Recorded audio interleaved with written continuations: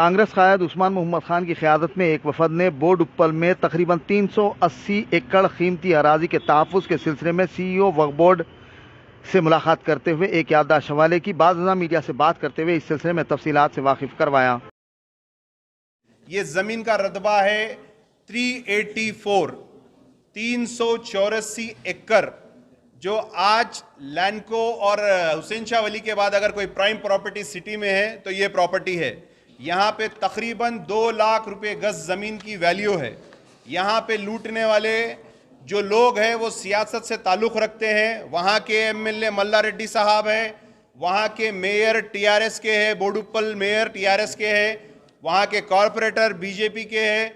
ये तमाम लोग अपनी नॉलेज में रखकर इसका काम कर रहे हैं। अगर 100 चिल्लर MLAs रखकर KCR साहब ये वक्फ प्रॉपर्टीज़ को नहीं बचा सकते हैं, 13 से ज़्यादा MPs रखकर ये वक्फ प्रॉपर्टीज़ को नहीं बचा सकते हैं, हर जगह पे आपके मेयर्स, कॉरपोरेटर्स, काउंसलर्स रख के ये वक्फ प्रॉपर्टीज़ को नहीं बचा सकते हैं, तो आप जैसा कि हर वक्त मुसलमानों के साथ झूठा वादा कर लेते आए।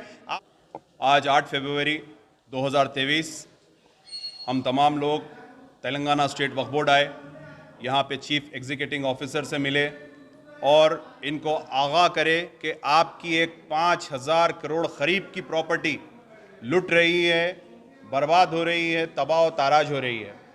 इसका इल्म वक्फ बोर्ड को अभी तक नहीं है। 2018 में मैंने इसके ताल्लुक़ से एक रिप्रेजेंटेशन दिया था, तमाम सर्वे नंबर्स डालकर।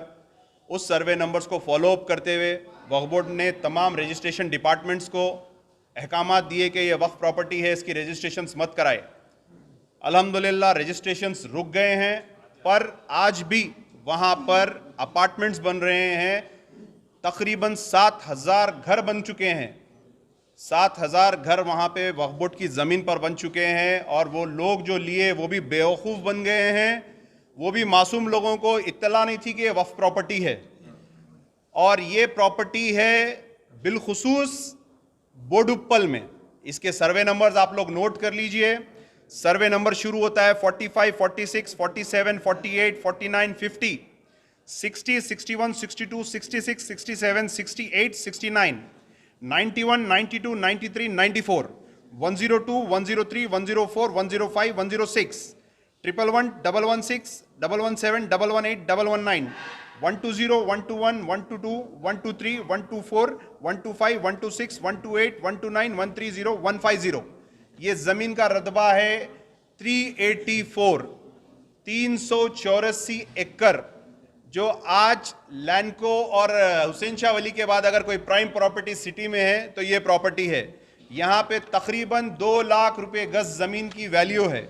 यहाँ पे लूटने वाले जो लोग हैं वो सियासत से ताल्लुक़ रखते हैं। वहाँ के MLA मल्ला रेड्डी साहब हैं, वहाँ के मेयर TRS के हैं, बोडुप्पल मेयर TRS के हैं, वहाँ के कॉरपोरेटर BJP के हैं।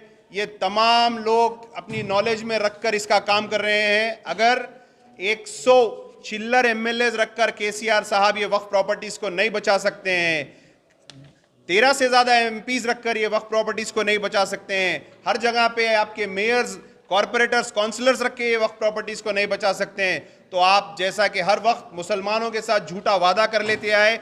आप हालांकि थोड़े दिन पहले प्रेस कॉन्फ्रेंस में बोले कि कौन सी मस्जिद शहीदी मेरे इल्म में नहीं है। जब 200 से 300 पुलिस का अमला तोड़ता है तो आपके इल्म में नहीं है, मतलब आप कैसी हुकूमत चला रहे हैं। बल्दिया के JCP आके मस्जिद को शहीद करते हैं 4 फ्लोर की, आपको इल्म में नहीं है तो आप कैसी हुकूमत चला रहे हैं। अंबरपेट में एक BJP का MLA अरेस्ट होता है, दुनिया का हंगामा होता है, कमिश्नर ऑफ पुलिस वहाँ पे मौजूद हो जाते हैं, आपको इल्म नहीं है कि मस्जिद कैसा टूटी। हैदराबाद में FIR होती है मस्जिद टूटने पर, 8-8 मस्जिद का रिकॉर्ड है, तो आप मुसलमानों के साथ दिलादारी कर रहे हैं, मुसलमानों के साथ आप गलत कर रहे हैं, मुसलमानों के वोट के साथ जीत के आकर मुसलमानों को धोखा दे रहे हैं। आप अपने काउंसिल में तक एक मुसलमान को नहीं बिठाते हैं। आप मीडिया वाले को बोलते तुम है ना बस है, ये आपका तरीका है। कभी बोलते बैठो बैठो तुम्हारे बाप को बोलता हूं। सेक्रेटरीट की मसाजिद आज तक मुकम्मल नहीं हुई। आप लोग कोई देखे उसकी मीनार कहीं पे दिख रही है आपको?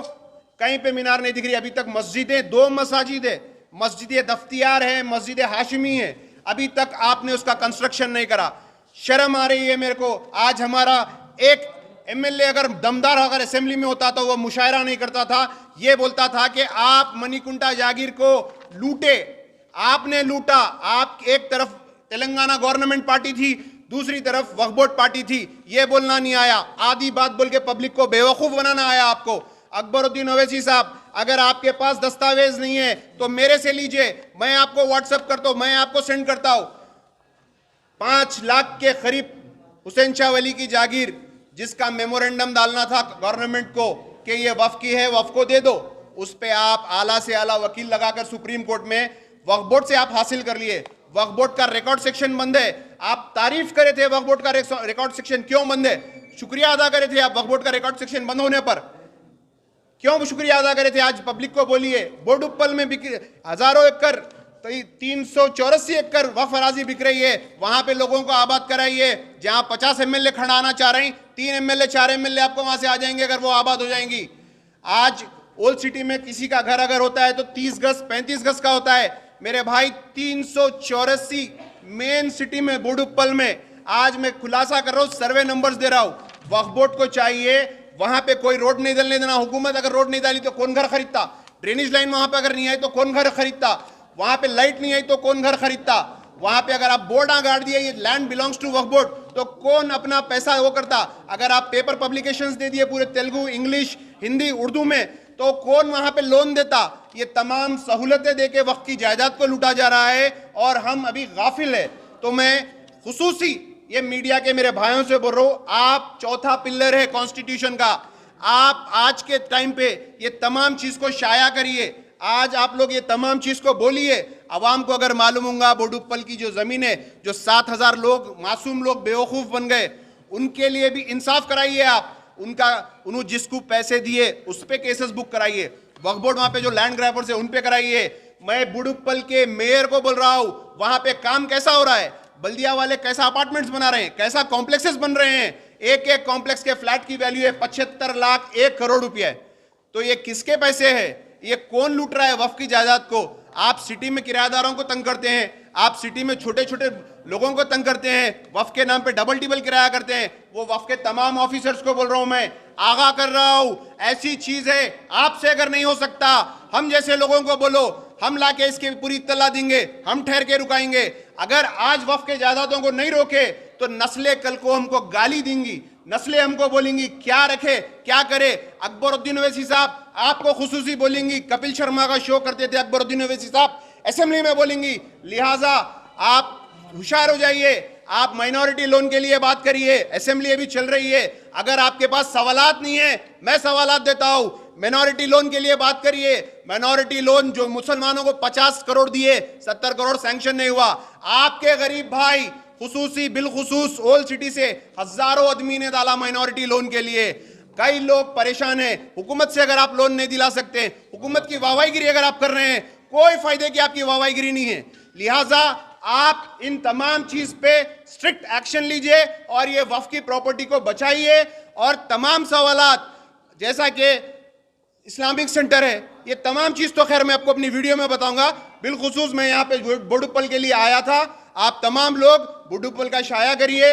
मैं तमाम उर्दू अखबारात से इल्तिजा कर रहा हूँ, हिंदी अखबारात से इल्तिजा कर रहा हूँ, इंग्लिश अखबारात से इल्तिजा कर रहा हूँ, तेलुगु अखबारात से इल्तिजा कर रहा हूँ कि आप लोग डाल दीजिए वो वक्फ प्रॉपर्टी है, ताकि दूसरे मासूम लेके उसमें फंसे नहीं।